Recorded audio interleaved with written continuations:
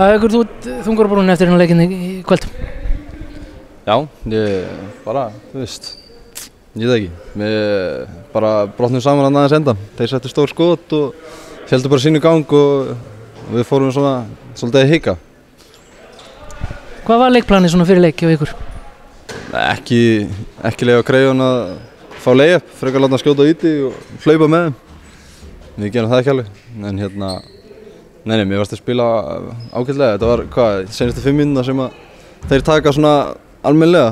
Ég mátti stíga upp og ég var með kærleysar sendingar og þeir bara skóruðu þig. Ég var bara að vita betur.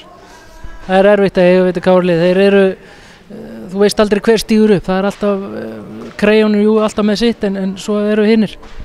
Já, þeir eru alltaf með menn í öllum stöðum, sko. En mér finnst við erum með menn í öllum stöðum líka.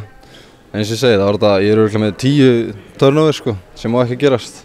En mér finnst við ekkert síðri og við erum að uppbúið, við erum inn okkur fyrst með 30, sem 20, núna 5 og ég get ekki beðið eftir að hitta á það einhvern tímann aftur. Úrslitakefnin? Já, ég bara, ekki staðar, við hittum það bara aftur. Takk fyrir þetta. Takk. Luke.